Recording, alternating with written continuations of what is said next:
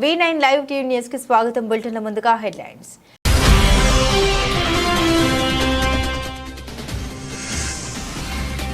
బాలయోగి జయంతి సందర్భంగా గన్నికృష్ణ ఆధ్వర్యంలో నివాళులు. హాజరైన ఎమ్మెల్యేలు ఆదిరెడ్డి వాసు, గోరెంట్ల.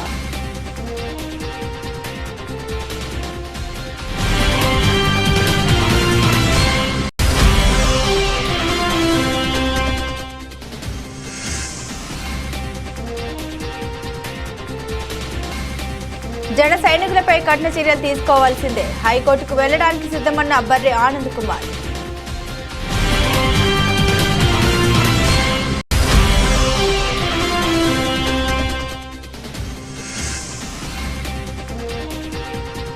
జగ్గంపేటకు చేరుకున్న దివ్యాంగుల ఉపకరణాలు. అక్టోబర్ 7వ తేదీన పంపిణీకి రంగం సిద్ధం చేసిన ఎమ్మెల్యే జ్యోతుల నెహ్రూ.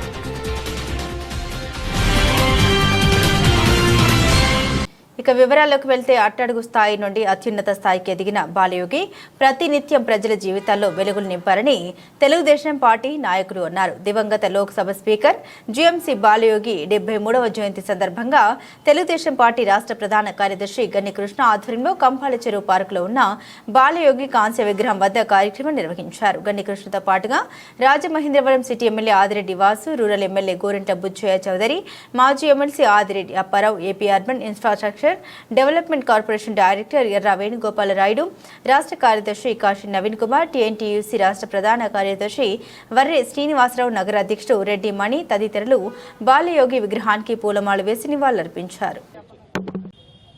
స్వర్గీయ బాలయోగి గారి యొక్క 73వ జయంతి వేడుకల్ని పెద్దలు మాజీ గుడా చైర్మన్ రాష్ట్ర ప్రధాన కార్యదర్శి తెలుగుదేశం గన్నికృష్ణ గారి యొక్క ఆధ్వర్యంలో జరుగుతూ ఉంది.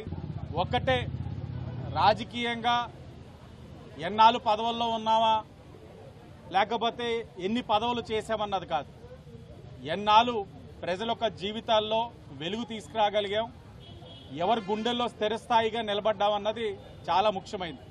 ఈరోజు బాలయోగి గారిది జయంతి వర్ధంతి క్రమం తప్పకుండా రాజమహేంద్రవరంలో కృష్ణ గారి యొక్క ఆధ్వర్యంలో జరుగుతూ ఉందంటే ఆయన ఎంతలాగా ప్రభావితం చేశారన్నది మనం అందరూ గమనించాలి. నిస్వార్థంగా ఇలా చేయగలిగారంటే రాజకీయంలో కొన్ని ఉన్నతమైన ఆలోచనలతోటి ఆయన ముందుకెళ్లారన్న విషయం కూడా ఈ తరం వాళ్ళు గమనించాలి. మరి ముఖ్యంగా ఈ 73వ జయంతి చాలా ప్రాముఖ్యత ఉంది. ఒకటి, ఆయన తనయుడు అమలాపురం ఎంపీ అవ్వడం, మరొకటి కోటిపల్లి నర్సాపురం ఏదైతే రైల్వే ట్రాక్ ఉందో దాన్ని కేంద్రం ఆమోదం తెలపడం, పనులు అతి దగ్గరలో ప్రారంభించడం అన్నది ఈ రెండు కూడా ఆయనకి మెక్కిలి ఇష్టమైన రెండు కూడా ఈ సంవత్సరం ఎన్డీఏ కూటమి వచ్చిందో జరగడం చాలా శుభ పరిణామం కింద భావిస్తా ఉన్నాం. స్వర్గీయ గంటి మోహన చంద్ర బాలయోగి గారు ఆయన ఒక నాయకుడు ఎలా వ్యవహరించాలి, కార్యకర్తల పట్ల ఎటువంటి దృక్పథం వహించాలి అనే దానికి ఒక నిదర్శనం. ఆయన జీవితం అంతా ఒక నిదర్శనం. ఎంతోమంది నాయకులు వస్తారు, ఎంతోమంది పోతుంటారు. ఈ భూమి మీద రాజు వచ్చారు, రాజ్యాలు పోయినాయి, అందరూ పోయారు. అయితే వాళ్ళు చేసిన మంచి పనులు, ఆయన చేసిన మంచి పనుల ద్వారా ప్రజలకు గుండెల్లో నిలిచిపోవడం అది ముఖ్యం. అది దానికి ప్రత్యక్ష ఉదాహరణ స్వర్గీయ బాలయోగి గారు. ఈ రోజున ఈ కంబాల చెరువు పార్కు ఇంత అభివృద్ధి చెందిందంటే దానికి స్ఫూర్తి కూడా ఆయనే ఇచ్చారు మాకు. ఆయన ఎస్సీ ఫిషర్మెన్ సొసైటీ చెరువులో జన సైనికులు దొంగతనం చేశారని, దాన్ని అడ్డుకుని పోలీసులకు ఫిర్యాదు చేయడంతో కేసు నమోదైందని, ఇప్పుడు చెరువులో విషం కలిసి పెద్ద కుట్రకు తెరతీశారని స్వతంత్ర జనతా పార్టీ రిపబ్లిక్ ఆంధ్రప్రదేశ్ రాష్ట్ర అధ్యక్షుడు బర్రె ఆనంద్ కుమార్ ఆందోళన వ్యక్తం చేశారు.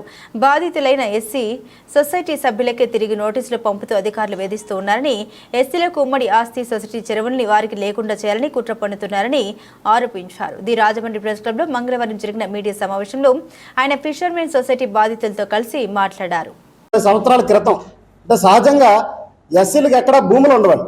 గవర్నమెంట్ చేసిన సర్వేల ప్రకారంగా కూడా ఎక్కువ శాతం ఎస్సీలు అందరూ కూడా కూలి పని చేసుకునే జీవనాధారం చేసుకుని బతికేవాళ్ళే తప్ప భూములు ఆస్తులు అనేవి ఎక్కడ ఉండవు. కాబట్టి వాళ్ళకి ఉమ్మడి ఆస్తిగా ఏదైనా ఉండాలి, వాళ్ళ జీవన పురోభివృద్ధికి ఏదైనా అవకాశాన్ని కల్పించాలి, ఆర్థిక పురోభివృద్ధి ఎదగడానికి అవకాశం కల్పించాలని చెప్పి దాదాపు 50-60 సంవత్సరాల క్రితం అప్పుడు దివంగత మంత్రివర్యులు కీర్తిశేషులు బత్తుల సుబ్బారావు గారు ఫిషర్మెన్ సొసైటీలు ఏమనేవి ఆయన రిజిస్ట్రేషన్ చేయించి, అప్పుడు అందరూ నిరక్షరాస్యులు రావడం వల్ల ఆయన రిజిస్ట్రేషన్ చేయించి ఆ గ్రామాల్లో ఉన్నటువంటి చెరువుల్ని ఈ ఫిషర్మెన్ సొసైటీలకు అనుసంధానం చేసి ఈ చెరువుల్లో వచ్చినటువంటి చేపలు అవన్నీ వచ్చినాయన్నీ కూడా దాని మీద వీళ్ళు జీవనాధారంగా చేసుకొని ఉమ్మడాస్తిగా ఎస్సీలకు ఉమ్మడాస్తిగా ఉంటుందని చెప్పి దాన్ని కల్పించడం జరిగింది. దాంట్లో నిబంధనల ప్రకారం ఫిషరీస్ డిపార్ట్మెంట్ నిబంధనల ప్రకారం 3 సంవత్సరాలకు ఒకసారి 5 సంవత్సరాలకు ఒకసారి లీజులు కట్టుకుంటా గవర్నమెంట్ చెల్లించవలసిన అన్ని కూడా చెల్లించుకుంటూ ఆడిట్లు చేసుకుంటూ సక్రమంగా నడిపించుకుంటూ దాదాపు 50-60 సంవత్సరాల నుంచి కూడా వీళ్ళు అన్ని కరెక్ట్గా చేసుకుంటూ వస్తున్నారు. ఇప్పటి వరకు కూడా ఎస్సీలకు సంబంధించిన ఈ సొసైటీ చెరువుల మీద వీటి మీద ఎవరో అంతగా పడలేదు. లాస్ట్ గవర్నమెంట్ దగ్గరికి వచ్చేసరికి పంచాయతీల పేరు అడ్డెట్టి కొన్ని చెరువులను దూరం చేశారు.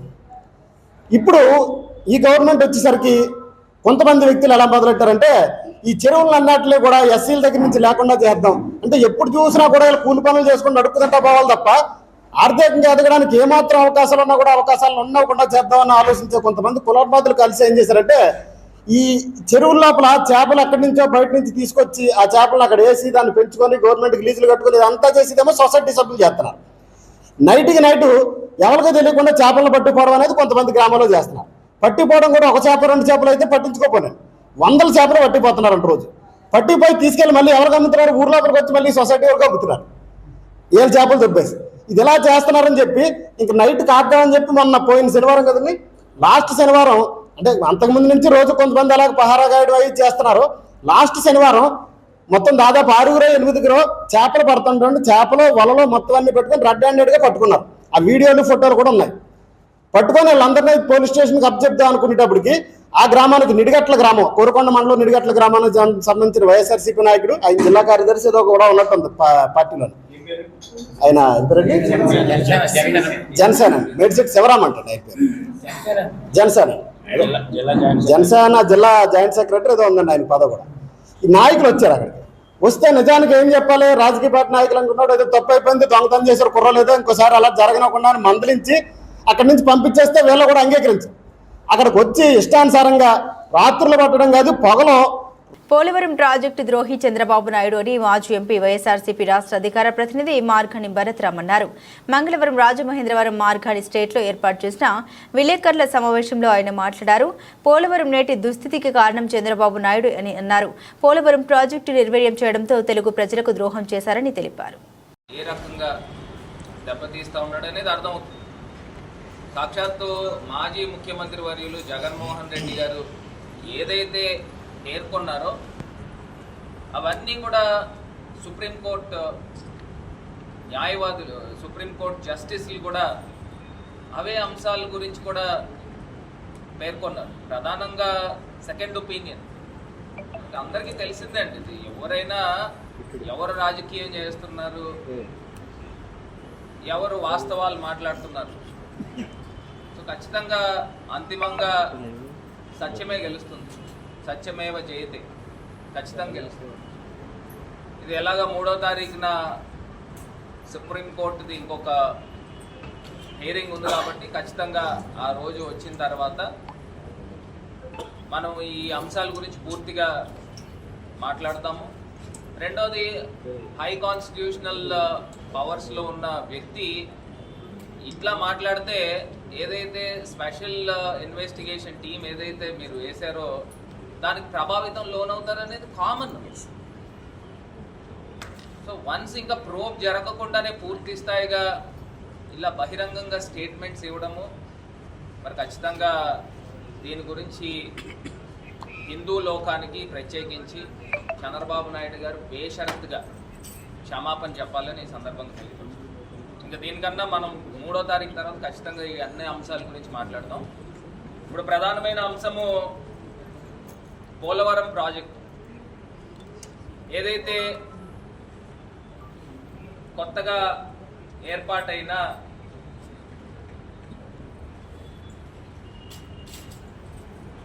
ఎక్స్పర్ట్స్ కమిటీ, ఏదైతే experts the panel of experts ఎవరైతే అపాయింట్ చేశారో, అమెరికా నుంచి 2, కెనడా నుంచి 2, వీళ్ళందరినీ కూడా ఎక్స్పర్ట్స్ని అపాయింట్ చేసి వాళ్ళు గతంలో ఆగస్టులో ఒక నివేదిక ఇచ్చారు. రీసెంట్గా కూడా సిడబ్ల్యూసీకి కానీ పీపీఏకి కానీ ఒక నివేదిక బహిర్గతంగా ఖచ్చితంగా వాళ్ళకి నివేదిక పూర్తి స్థాయిగా తెలియపరచడం జరిగింది. ఇందులో ప్రధానమైన అంశాలు అసలు ఎందుకు ఈ ఎక్స్పర్ట్స్ కమిటీ వేశారు అంటే ఎక్స్పర్ట్స్ కమిటీ ఎందుకు వేశారు అని అంటే డయాఫ్రమ్ వాల్ బ్రీచ్ అయింది. డయాఫ్రమ్ వాల్ నాకు తెలిసి సుమారుగా 400 వీళ్ళు ఇచ్చిన దీని ప్రకారం 485 మీటర్లు డయాఫ్రమ్ వాల్ బ్రీచ్ అవ్వడం జరిగింది. అంటే ముక్కల కింద విరిగిపోవడం జరిగింది. ఈ డయాఫ్రమ్ వాల్కి రిపేర్ చేస్తే సరిపోతుందా లేకపోతే కొత్త డయాఫ్రమ్ వాల్ కట్టాలా అనే అంశం ఒకటైతే, రెండోది కాఫర్ డ్యామ్ దగ్గర ఏదైతే కాఫర్ డ్యామ్ నిర్మాణం చేశారో దాని కిందన జెట్ గ్రౌటింగ్ వాల్ అని ఉంటుంది. స్థానిక జ్యోతుల నెహ్రూ కాలనీలో గల శ్రీమతి జ్యోతుల మణిమ కళ్యాణ మండపానికి విభిన్న ప్రతిభావంతులు దివ్యాంగులు ఉపయోగించుకునే ఉపకరణాలు చేరుకున్నాయి. ఈ సందర్భంగా కాకినాడ జిల్లా టీడీపీ విభిన్న ప్రతిభావంతుల అధ్యక్షులు మండపాక అప్పన్న దొర మాట్లాడుతూ కేంద్ర రాష్ట్ర ప్రభుత్వాలు సంయుక్తంగా అలింకో సంస్థ సహకారంతో ఆగస్టు 3వ తేదీన జగంపేటలో నిర్వహించిన దివ్యాంగుల ఉపకరణాల గుర్తింపు శిబిరంలో గుర్తించిన బ్యాటరీ, ట్రైసైకిళ్లు, వినికిడి యంత్రాలు, కృత్రిమ కాళ్ళు వంటి దివ్యాంగుల ఉపకరణాలు జగ్గంపేట చేరుకున్నాయని అక్టోబర్ 7వ తేదీన జగ్గంపేట శాసనసభ్యులు జ్యోతుల నెహ్రూ చేతుల మీదుగా దివ్యాంగులకు ఈ ఉపకరణాలు అందించడం జరుగుతుందని తెలియజేశారు. అందరికీ నమస్కారం అండి. నా పేరు మండపాక అప్పందర, కాకినాడ జిల్లా తెలుగుదేశం పార్టీ విభిన్న ప్రతిభావంతుల దివ్యాంగుల అధ్యక్షుడండి. మరి కేంద్ర రాష్ట్ర ప్రభుత్వాలు సంయుక్తంగా అలింకో సంస్థ సహకారంతో ఆగస్టు 3వ తేదీ జగ్గంపేటలో దివ్యాంగులకు ఉపకరణాల గుర్తింపు శిబిరం జగ్గంపేట శాసనసభ్యులు జ్యోతుల నెహ్రూ గారి సహకారంతో ఏర్పాటు చేయడం జరిగింది. ఆ రోజు వికలాంగులకు, దివ్యాంగులకు మరి ఉపకరణాలు ట్రైసైకిళ్ళు, బ్యాటరీ ట్రైసైకిళ్ళు, అదేవిధంగా వినికిడి యంత్రాలు, అదేవిధంగా కృత్రిమ కాళ్ళు, ఇటువంటి ఉపకరణాలు గుర్తింపుకు 550 గుర్తింపు కార్యక్రమాన్ని తీసుకోవడం జరిగింది.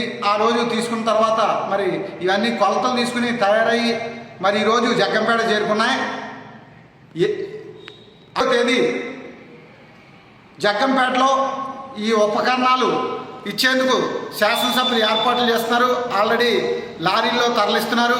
ఆల్రెడీ 2 లారీలు రావడం జరిగింది. ఇంకా 5 లారీలు జగ్గంపేట చేరుకుంటాయి. ఈరోజు మరి అక్టోబర్ 7వ తేదీన జగ్గంపేట శాసనసభ్యులు జ్యోతుల నెహ్రూ గారి చేతుల మీదుగా మరి దివ్యాంగులందరికీ కూడా ఈ ఉపకరణాలు అందించడం జరుగుతుంది.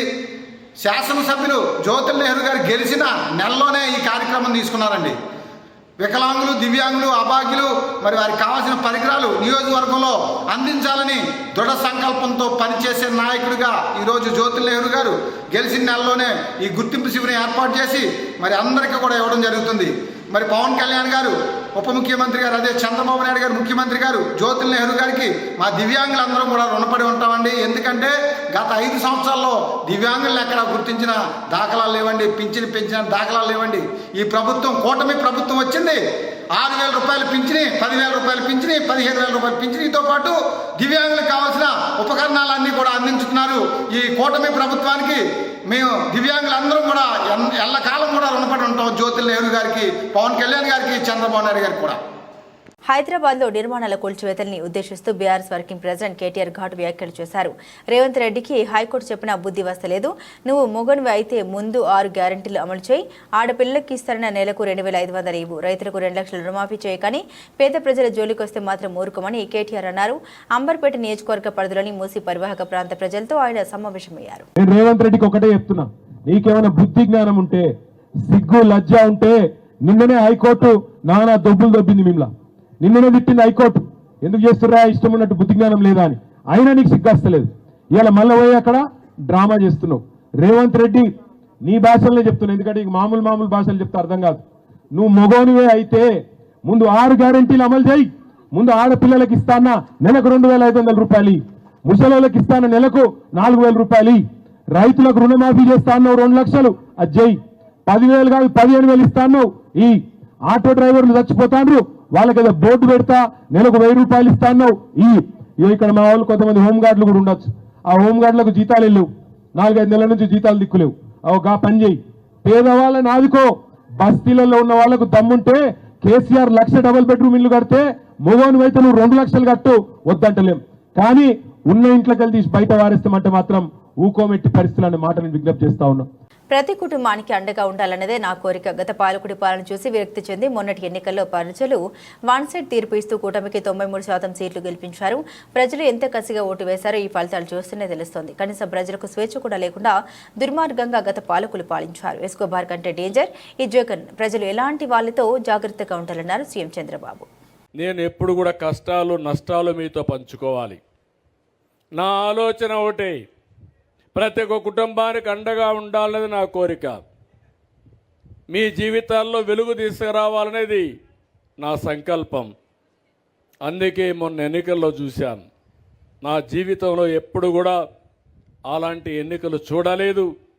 నేను మిత్రుడు పవన్ కళ్యాణ్ గారు బీజేపీ కలిసి పోటీ చేశాం.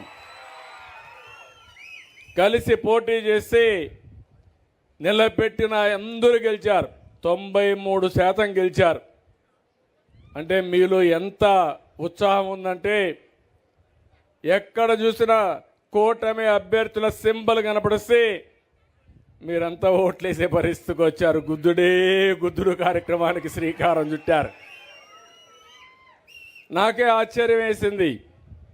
మన నాయకుడు ఎన్టీ రామారావు గారు ఉన్నప్పుడు 94లో రాలేదు, 83లో రాలేదు, 2024లో వచ్చిందంటే మీలో ఉండే చైతన్యం, మీరు పడిన కష్టాలు. ఇప్పుడు నవ్వుతున్నారు. 5 ఏళ్ళు మీ ముఖంలో నవ్వు కూడా చూడలేదు నేను. మాకు ఆ ఇబ్బందులే. పాపం శ్యాంబాబు ఇక్కడ రావాలంటే భయపడేవాడు. అంటే అంత దుర్మార్గంగా రాజకీయం జరిగింది. అవునా కాదా అని మిమ్మల్ని అడుగుతున్నా. హత్యా రాజకీయాలు, పోలీసుల వేధింపులు, ఎవరైనా స్వేచ్ఛగా మాట్లాడే స్వేచ్ఛ లేకుండా ప్రజాస్వామ్యాన్ని అపహాస్యం చేసి గ్రామాల్లో ఎక్కడ కూడా లా అండ్ ఆర్డర్ లేకుండా చేసే పరిస్థితికి వచ్చారు. నేను 4వ ముఖ్యమంత్రి. ముఖ్యమంత్రి పదవి నాకు కొత్త కాదు. 95లోనే సమైక్య ఆంధ్రప్రదేశ్లో ముఖ్యమంత్రిగా ఉన్నాను.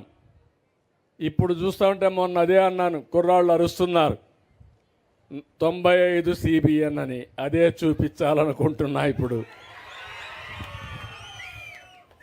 ఆ రోజు నేను పరిగెత్తా, అధికార యంత్రాంగాన్ని పరిగెత్తించాను. ప్రజలకు కూడా ఒక విజన్ ఇచ్చాను. నేను అనుకున్నవన్నీ కూడా జయప్రదం చేశాం. కష్టాలు ఉంటాయి, ఇబ్బందులు ఉంటాయి.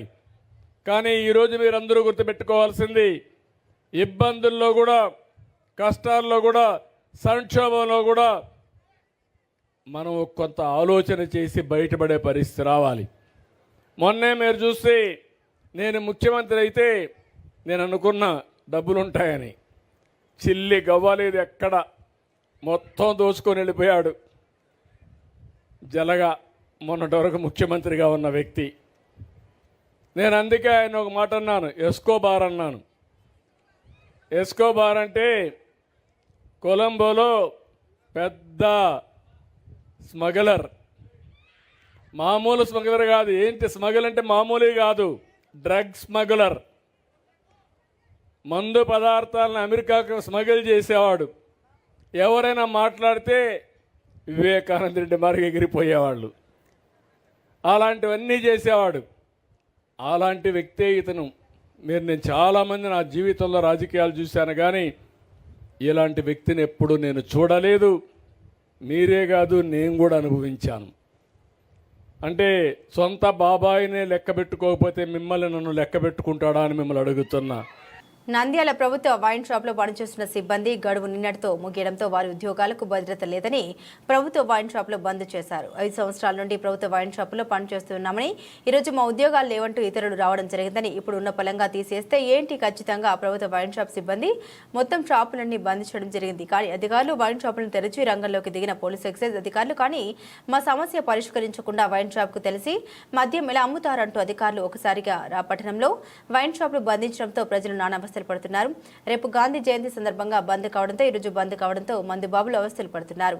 మా సమస్య పరిష్కారం అయ్యేది వరకు ప్రభుత్వ వైన్ షాపులను తెరిచే ప్రసక్తి లేదంటూ తెలపడంతో అధికారులు వారి పిలిపించుకొని చర్చలు కొనసాగించారు. అయినా వారు మాత్రం వెనక్కి తగ్గలేదు.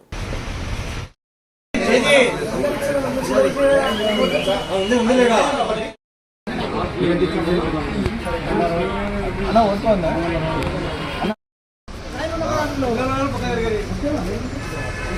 వచ్చి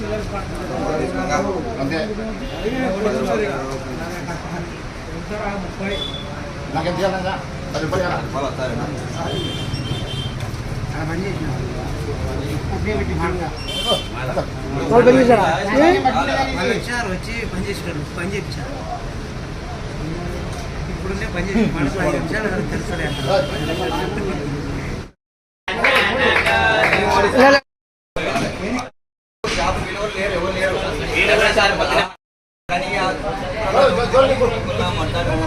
నంద్యాల జిల్లాలో కొత్తగా ఏర్పాటైన రెడ్ క్రాస్ సంస్థను బలోపేతం చేయడం మనందరి బాధ్యత అని జిల్లా కలెక్టర్ రెడ్ క్రాస్ సంస్థ ప్రెసిడెంట్ రాజకుమారి ఘని అన్నారు.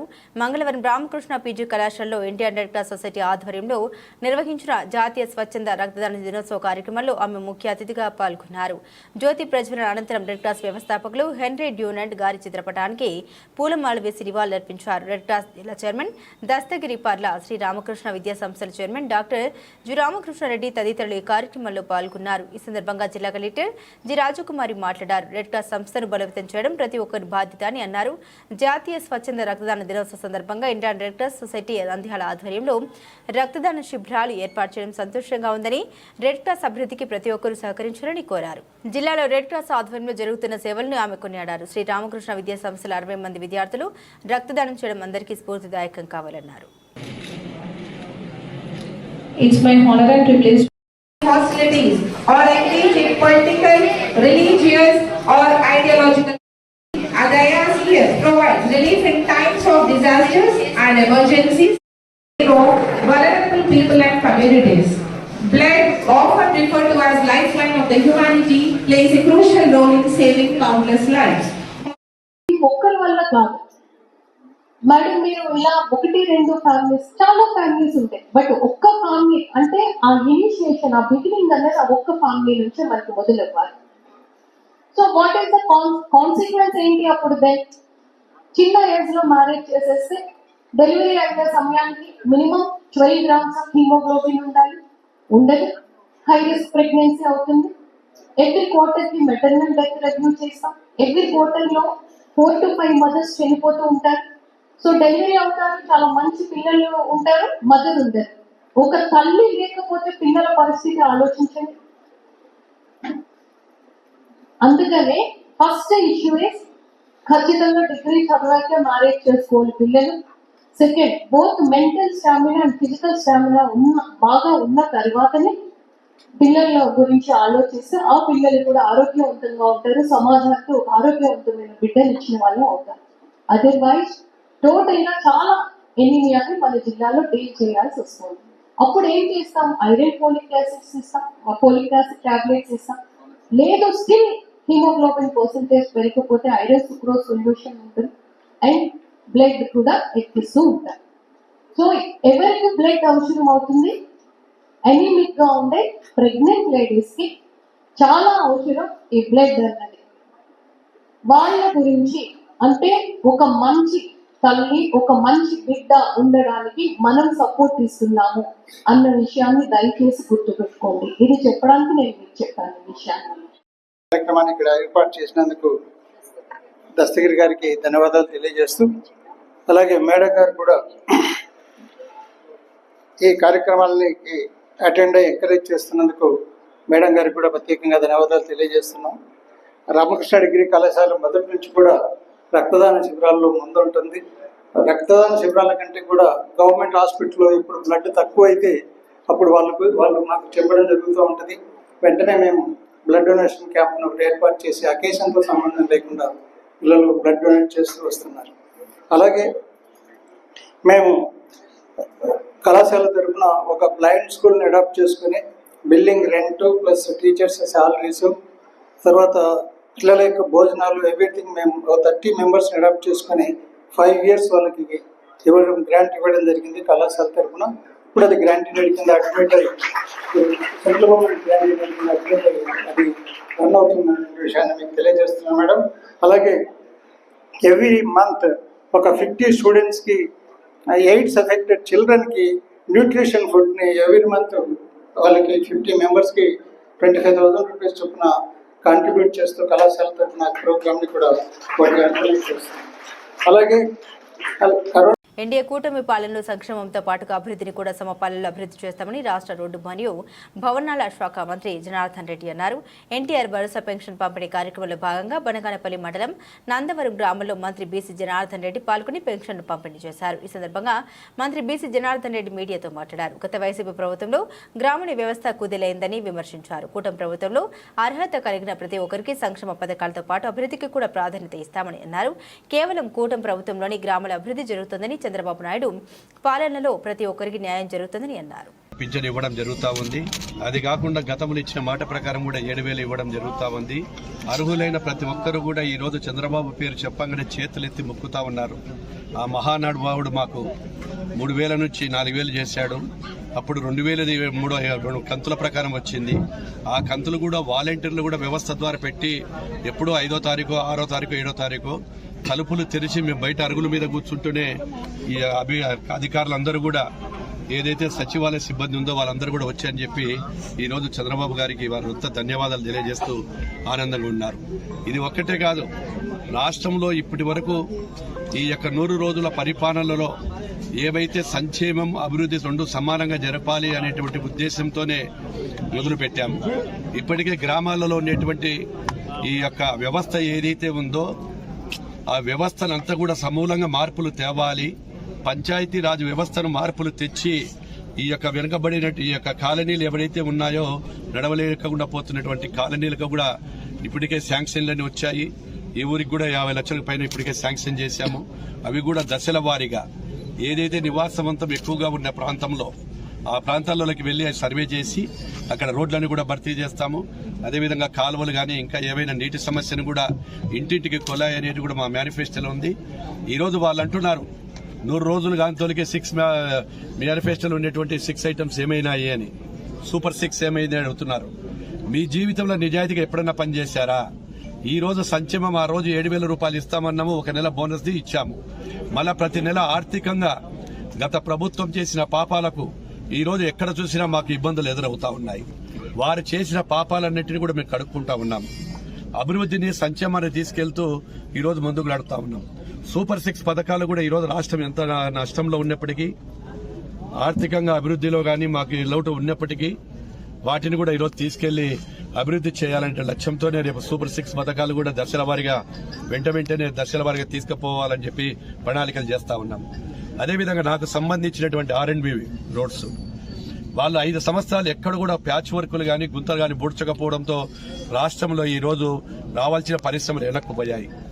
ఈ రోజు మేము హామీ ఇచ్చిన తర్వాత ప్రభుత్వంలో ఏవైతే పరిశ్రమల యజమానులు క్యూ కడతా ఉన్నారు పోటాపోటీగా, మేము పరిశ్రమలు స్థాపిస్తాం, మాకందరికీ అవకాశం కల్పించమని చెప్పినప్పుడు మేము మొన్న విశాఖపట్నంలో కూడా మీటింగ్ పెట్టడం అంది. నేను నా గౌరవనీయులు నారా లోకేష్ బాబు గారు ఏదైతే పెట్టారో ఇన్వెస్ట్మెంట్స్ అందరూ కూడా ఇన్ఫ్రాస్ట్రక్చర్స్ అందరూ వాళ్ళు సింగిల్ మ్యాన్ విండో కింద 20 కిందనే సింగిల్ విండో కిందనే ఇప్పుడు పరిశ్రమలకు అన్నిటి కూడా అనుమతులు ఇవ్వబోతున్నాం. బులెటిన్ ముగించే ముందు హెడ్లైన్స్ మరోసారి.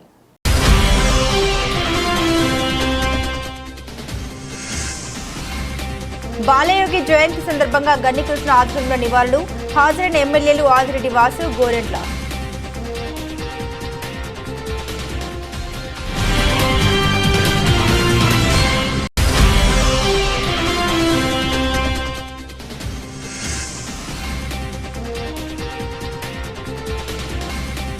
జన సైనికులపై కఠిన చర్యలు తీసుకోవాల్సిందే, హైకోర్టుకు వెళ్లడానికి సిద్ధమన్న బర్రె ఆనంద్ కుమార్.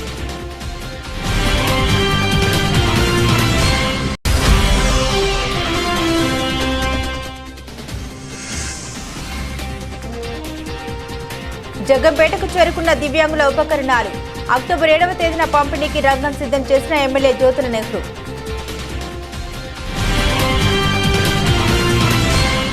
ఇవి బులెటిన్లోని విశేషాలు. తిరిగి మరో బులెటిన్తో మళ్ళీ కలుసుకుందాం. అంతవరకు సెలవు, నమస్కారం.